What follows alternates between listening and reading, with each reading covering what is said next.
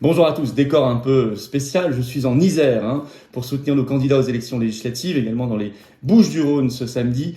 La liste de nos candidats est d'ailleurs sur le site des Patriotes. Moi-même, je le suis dans la 6e circonscription de Moselle, celle de Forbach. Alors aujourd'hui, Zelensky. On a dit Zelensky dans une vidéo récente est démasqué. Vous allez voir qu'il l'a été encore plus ces derniers jours.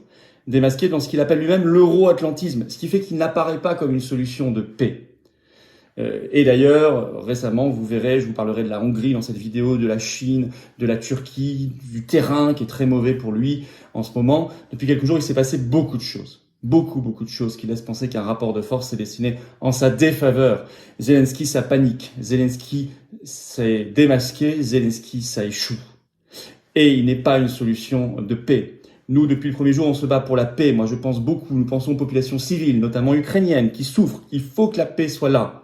Mais on n'obtiendra pas la paix, la vraie, avec les discours bellicistes, avec les discours atlantistes, euro-atlantiques, je vous l'ai dit, comme il le dit lui-même. Je vous explique tout ça dans un instant. D'ici là, évidemment, continuez à vous abonner, si vous voulez bien, à cette chaîne YouTube. Ça grimpe à toute vitesse. Bravo et un grand merci à ceux qui se sont abonnés récemment. Merci également à ceux qui regardent régulièrement les vidéos. Si parmi vous, il y en a qui ne sont pas encore abonnés à cette chaîne, eh bien, merci de prendre la seconde, c'est un petit clic, c'est gratuit évidemment, pour le faire dès maintenant. Ça permettra une meilleure circulation de toutes ces vidéos grâce aux algorithmes de YouTube. Merci d'avance, je compte sur vous. Venez aux Patriotes. Voilà, venez vous battre avec nous. Se battre pour la paix, justement, la vraie, qui passe par la souveraineté des peuples, le respect des peuples, le respect des pays, des nations. Ça, c'est extrêmement important. Et la liberté. Et c'est tout le combat que nous menons. Et notamment pour sortir la France de l'OTAN, qui est devenue une structure de guerre de manière très claire. Si vous partagez ces combats-là, il faut nous rejoindre, adhérer ou reprendre votre adhésion annuelle. Alors cette carte orange de paix, le lien pour adhérer ou réadhérer, c'est le même lien. Il est sous la vidéo en description. Il est également en lien en commentaire épinglé et en toute fin de vidéo en cliquant directement sur l'écran. Sous la vidéo en description, vous trouverez un autre lien. Je vous l'ai dit, j'ai parlé des législatives. C'est un lien pour faire un don de soutien au mouvement, aux patriotes. Parce qu'on doit financer toutes ces élections, des centaines de candidatures, plus tout le reste, les manifestations, etc., sans un seul centime de financement public. Ça coûte une fortune, sans un seul soutien, ni de l'État, ni des banques, bien évidemment. Alors bravo, selon vos capacités, à ceux qui feront un don, adhésion ou réadhésion, sachant que tout cela est défiscalisé aux 2/3 pour vous. Bravo, donateurs ou réadhérents, bienvenue aux nouveaux patriotes. Je disais, Zelensky, ça panique, ça se démasque. Il n'est pas le bon stratège pour la paix, ça paraît évident. Je vais vous citer ce que son ministre des Affaires étrangères, donc ukrainien, a déclaré à Davos.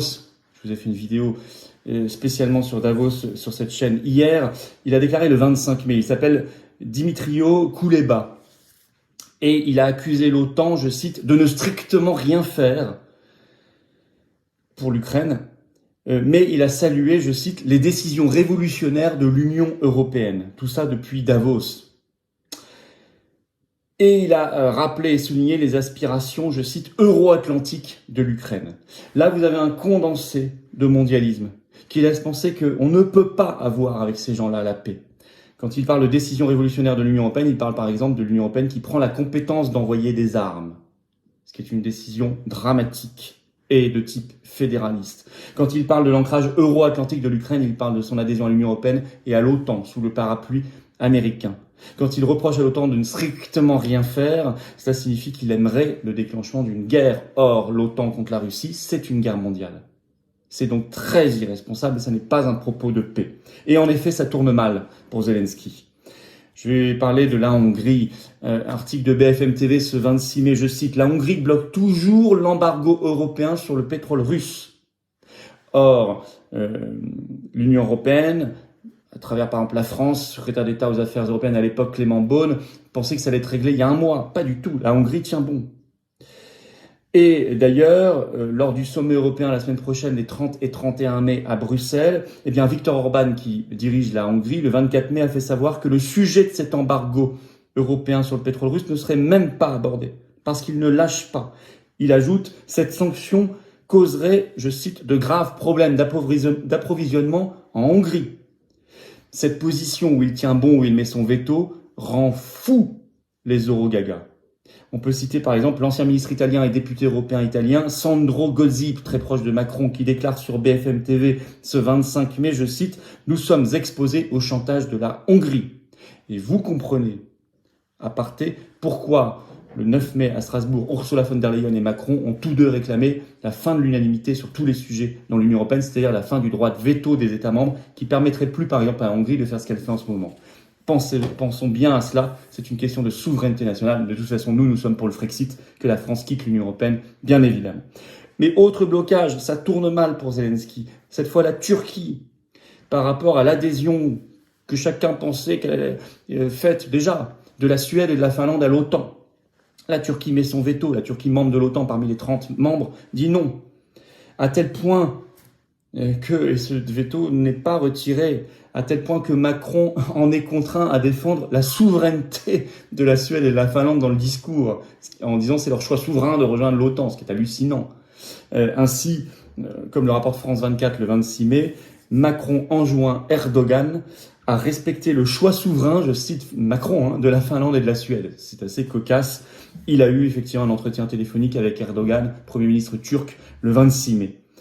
Et cet article d'ailleurs de France 24 estime que que cette adhésion à l'OTAN pour la Suède et la Finlande serait une rupture pour ces deux pays avec une longue tradition de neutralité, je cite, bien sûr.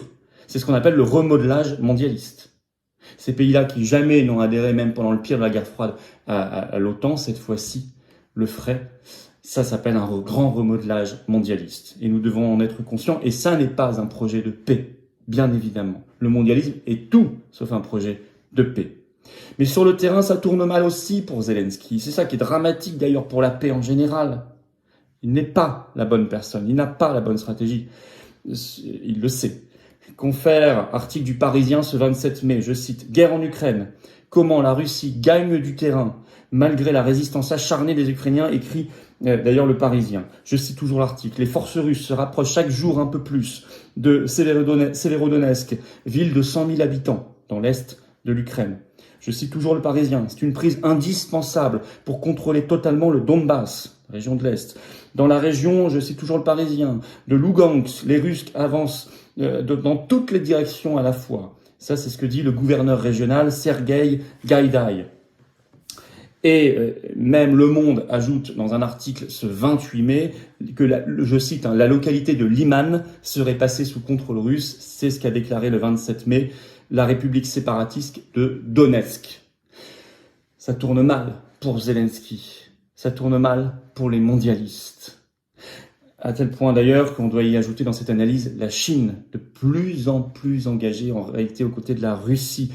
Analyse chinoise qui transparaît ce 27 mai par l'ambassadeur de Chine en France qui était sur Europe 1. Il s'appelle Lu Shai et il déclare ceci, écoutez, la politique expansionniste de l'OTAN est la raison de cette crise profonde. Il a appelé à réfléchir aux raisons de cette crise profonde. Et il ajoute, il y a eu 5 cycles d'expansion de l'OTAN vers l'Est. Ce qui est d'ailleurs vrai, malgré toutes les promesses qui avaient été faites à la chute de l'URSS à la Russie en 1991, au moment d'ailleurs où le pacte de Varsovie, qui était le pendant à l'Est de l'OTAN, lui était dissous. L'OTAN aurait dû être dissous à ce moment-là. Et l'ambassadeur de Chine en France ajoute ceci. Ce n'est pas seulement la position de la Chine, c'est aussi le point de vue de beaucoup d'Occidentaux. Oui, même s'ils n'ont pas le droit de citer dans les grands médias, c'est la réalité. Un point de vue, pour le coup, là, de paix et d'intelligence, sur lequel nous n'avons jamais varié depuis le début, avant et après cette guerre. Ainsi, ça tourne mal pour Zelensky et les mondialistes. Il n'y a pas d'issue dans la voie actuelle. Pas d'issue de paix, en tout cas. La paix, ça passe par stopper l'OTAN. La paix, ça passe par le dialogue et la négociation. Pas l'envoi d'armes, notamment par l'Union européenne, de manière totalement irréfléchie. La paix passe par un statut de neutralité de l'Ukraine, je le dis depuis la première heure. La paix passe par des référendums locaux dans l'est du pays pour savoir ce que eux veulent faire. Ukrainiens, autonomes, indépendants, russes, à eux de voir. Tout ça se négocie et se discute. La stratégie de Zelensky est bien trop proche des milieux atlantistes de l'OTAN, de l'État profond américain, de l'Union européenne, pour incarner une solution de paix, bien évidemment, et nous en avons la démonstration éclatante ces derniers jours. Alors nous allons suivre ça de près en espérant, bien sûr, qu'il y ait un sursaut vers la paix. Et Zelensky, lui, il est démasqué.